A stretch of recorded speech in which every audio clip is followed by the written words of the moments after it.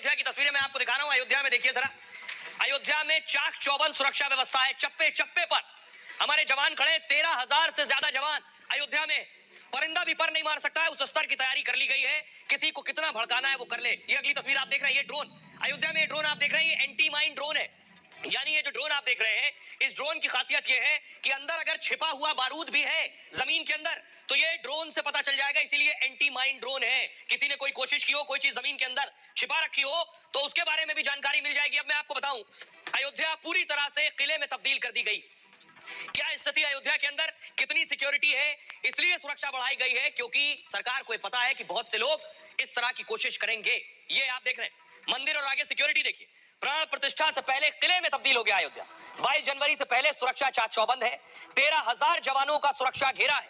Intelligence bureau और raw के agent Ayodhya में तैनात है, यानी खुफिया विभाग को भी अयोध्या में तैनात किया गया है।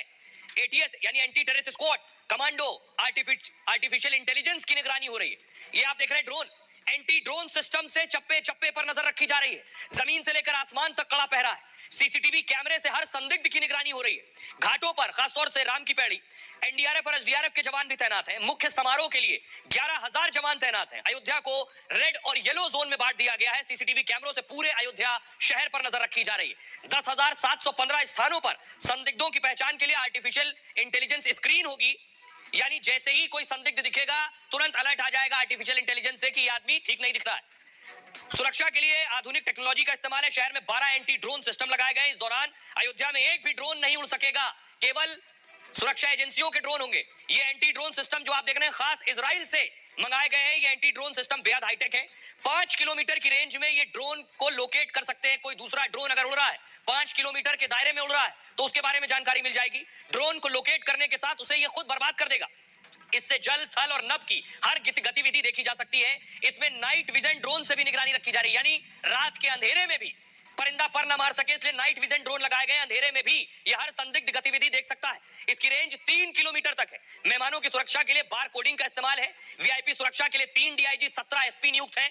1,000 से ज्यादा जवान, पीएसी की 4 कंपनियां तैनात है और मंदिर को 4 स्तरीय सुरक्षा में घेरे में रखा गया है। दर्शन के लिए जाने वाले भक्तों की स्क्रीनिंग होगी। एक्सरे मशीन से होकर गुजरना होगा। श्री राम जन्मभूमि पथ पर 4 जगहों पर चेकिंग होगी। जी हाँ, एक जगह पे नहीं, 4 अलग अलग जगहों पर आपको जांच से गुजरना होगा। इसके बाद सीआरपीएफ और कमांडो हर व्यक्ति पर नजर रखेंगे। गर्भगृह के आसपास जवान और खुफिया अफसर भी मौजूद होंगे। अब आपको समझ में आ गया होगा कि सुरक्षा कैसी है अयोध्या में। हमारी सहयोगी सृष्टि पिछले कई दिनों से, लगभग 1 महीने से अयोध्या में है, ग्राउंड जीरो पर है।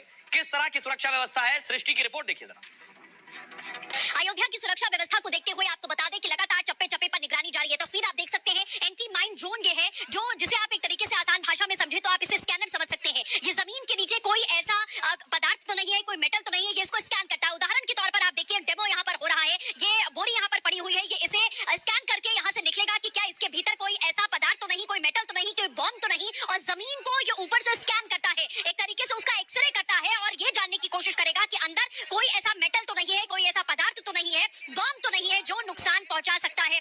आईजी प्रवीण कुमार इस वक्त हमारे साथ में जुड़े हुए हैं। सर, जिस तरीके से सुरक्षा व्यवस्था लगातार निगरानी जारी है, ड्रोन अभी लाइव डेमो यहाँ पर हमने देखा, इसके बारे में हमें कुछ बताइए। देखिए, ये हमारा एक प्रकार से हम ड्रोन के थ्रू किसी भी प्रकार की माइंस के डिटेक्शन करने की प्रणाली है, जो कि ये सब टेक्नोलॉजीज में इनोवेटिव मेजर्स होते रहते हैं, और उसी क्रम में इसको भी इनकॉर्पोरेट किया अपने सिक्योरिटी नेट में। जो हमारे ट्रेडिशनल एएस टीम्स है वो तो काम करेंगी ही, जो मानव श्रृंखला बेसिस पे जो इनपुट मिलेगा वो मिलेगा। इस ड्रोन बेसिस पे जो हमारा डीएमडीएस है, ड्रोन का जो माइंस डिटेक्शन सिस्टम, जिसमें अगर कोई भी अंदर जमीन के कोई ऑब्जेक्टिव चीजें रहती हैं, उसको भी हम लोग एक बार से क्रॉस चेक करने के लिए और एक प्रकार के टेक्नोलॉजिकल इनपुट उसमें मिलता है और हम लोग इस पर कार्रवाई करते हैं। अब देखिए, एक तरफ सुरक्षा चाक चौबंद है, दूसरी तरफ वो नेता परेशान है जो जाना चाह भी रहे हैं और जा नहीं भी पा रहे हैं। जा इसलिए नहीं पा रहे हैं क्योंकि उन्हें डर है कि कहीं वोट ना खिसक जाए, इसलिए वो विचित्र बयान दे रहे हैं। एक विचित्र नेता से मिलवाता हूं मैं आपको, तेज प्रताप लालू के लाल। इनके सपने में राम जी आ गए। रामलला इनके सपने में आए, वैसे इनके सपने में कोई ना कोई आता रहता है। इस बार राम जी इनके सपने में आए और मैं आपको बताऊं, तेज प्रताप के ख्वाब में आकर श्री राम ने क्या कहा वो देखिए जरा। ये तस्वीर आप देख रहे हैं, तेज प्रताप के सपने में राम जी आ गए। भगवान राम को लेकर उन्होंने सबसे बड़ा दावा किया है। 22 जनवरी को भगवान राम अयोध्या नहीं जाएंगे, ये इनके सपने में आकर वो बोल गए। तेज प्रताप ने दावा किया कि भगवान राम उनके सपने में आए थे। भगवान राम ने कहा, ई सब ढोंग कर रहा है, हम उस दिन आइबे नहीं करेंगे। तेज प्रताप के सपने में पहले कृष्ण भगवान भी आ चुके हैं, आपको याद होगा। शिरडी के साईं बाबा भी आ चुके हैं और मुलायम सिंह साहब के निधन के बाद वो भी इनके सपने में आए थे। भगवान कृष्ण के सपने को लेकर तेज प्रताप ने बाकायदा एक वीडियो शेयर किया था। कृष्ण जी के विराट रूप के दर्शन का दावा किया इन्होंने। साईं बाबा ने सपने में आकर इनको चमत्कार दिखाया था। तेज प्रताप का दावा है उन्होंने शिरडी के साईं बाबा को याद किया, उनका भभूत मिल जाए ऐसी तमन्ना की इन्होंने। ऑफिस पहुंचने पर टेबल पर भभूत के पैकेट मिल गए। तो सुनिए जरा तेज प्रताप की जुबानी कि उनके जब सपने में राम जी आए तो उन्होंने क्या कहा और बीजेपी इस पर कैसे चुटकी ले रही। 4 शंकराचार्य उनको भी सपना आया है, हमको भी सपना में आए हैं राम जी। हमको तो सपना में आ गया, राम जी खुद बोले हैं ये सब ढोंग कर रहा है, हम उस दिन आए भी नहीं करेंगे। 4 शंकराचार्य उनको भी सपना आया है, हमको भी सपना में आए हैं राम जी। हमको तो सपना में आ गया, राम जी खुद बोले हैं ये सब ढोंग कर रहा है, हम उस दिन आए भी नहीं करेंगे। उन्होंने ये नहीं बताया कि उनके सपने में भगवान राम आए थे और उन्होंने कहा कि जल्द आपके पिताजी और आपके परिवार के लोग जेल के पीछे होंगे, जिन्होंने अभी लोगों को भर्ती के चलते हुए घोटाला किया, लोगों की जमीन हड़प ली भर्ती के करते हुए। असल में क्या है कि ये सबके सब राम के विरोध में कुछ भी बोलते हैं। विरोध असल में इनको मोदी जी का करना है और ये उसके चलते राम का भी विरोध कर रहे हैं और सनातन का भी विरोध कर रहे हैं। जी आइए अब मैं आपको बताऊं, तेज प्रताप को आपने सुन लिया। अब नेता अद्भुत हरकतें कर रहे हैं। एक तरफ कांग्रेस ने कहा कि हम प्राण प्रतिष्ठा में नहीं जाएंगे क्योंकि आरएसएस बीजेपी का प्रोग्राम है। ये आप देख रहे हैं राहुल गांधी और ये जो बगल में खड़े हैं ये है अध्यक्ष उत्तर प्रदेश कांग्रेस के अजय राय। तो अब कांग्रेस को डैमेज कंट्रोल करना है क्योंकि चारों तरफ निंदा हो रही है कि आखिर कांग्रेस प्राण प्रतिष्ठा में बड़े नेता क्यों नहीं जा रहे। तो ये देखिए जरा, ये आप देख रहे हैं कांग्रेस के नेता, फुल स्क्रीन लीजिए इसे, देखिए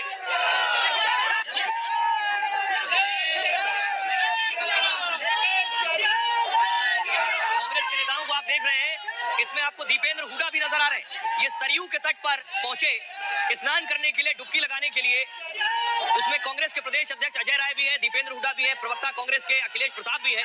बीजेपी चुटकी ले रही है और कांग्रेस पर विरोधियों का कहना है कांग्रेस डैमेज कंट्रोल में लगी है कि पार्टी के बड़े नेताओं ने मना कर दिया तो छोटे नेता जाकर डुबकी लगा ले कि नुकसान कम हो चुनाव में। लेकिन कांग्रेस के नेता जब पहुंचे तो अगली तस्वीर आपको दिखाऊं, वहां मार हो गई। कांग्रेस के झंडे लेकर पहुंचे थे तो वहां अयोध्या में झंडे भी छीन लिए गए। ये देख रहे हैं आप, लोगों ने झंडे छीन लिए, दर्शन करने जा रहे थे, झंडे लेकर जा रहे थे। तो अयोध्या में जो लोग हैं उनमें पहले से नाराजगी है कांग्रेस के बयानों को लेकर, कांग्रेस अब तक जो कुछ बोलती आई है उसको लेकर। तो देखिए अयोध्या में कैसे मार हो गई, कांग्रेस के नेताओं से झंडे छीन लिए गए, झंडे तोड़ दिए गए। ये अयोध्या की तस्वीर आप देख रहे हैं।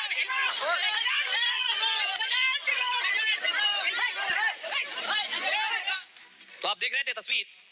अब मैं आपको बताऊं, ये देखिए आगे स्नान कर रहे हैं कांग्रेस के नेता। भगवान श्री राम पर कांग्रेस दरअसल दो फाड़ हो चुकी है। ये वो नेता हैं जो मना कर चुके हैं। प्राण प्रतिष्ठा का न्योता पहले सोनिया गांधी ठुकरा चुकी है, खड़गे अधीर रंजन चौधरी जा नहीं रहे हैं। इस फैसले के बाद पार्टी में आर पार की स्थिति हो गई। प्राण प्रतिष्ठा से पहले कांग्रेस नेता अयोध्या पहुंच गए। मकर संक्रांति के मौके पर सरयू में स्नान किया जाकर इनमें अध्यक्ष अजय राय ने डुबकी लगाई और अविनाश पांडे, दीपेंद्र हुडा, अखिलेश प्रताप सिंह भी मौजूद थे।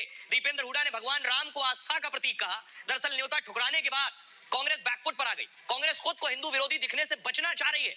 इसके बाद उत्तर प्रदेश कांग्रेस ने डैमेज कंट्रोल की शुरुआत की है। प्राण प्रतिष्ठा के बाद भी कांग्रेस नेता अयोध्या जाएंगे, वो कह रहे हैं। हाईकमान के फैसले का पार्टी में ही विरोध हो रहा है। प्राण प्रतिष्ठा के बाद कमलनाथ अयोध्या जाएंगे, वो कह चुके हैं। उनके बेटे नकुलनाथ अयोध्या जाएंगे। हिमाचल कांग्रेस भी इसको लेकर बगावत हो गई है। पूर्व सीएम वीरभद्र के बेटे विक्रमादित्य ने भी मोर्चा खोल दिया। प्राण प्रतिष्ठा कार्यक्रम में शामिल होने का वो ऐलान कर चुके हैं।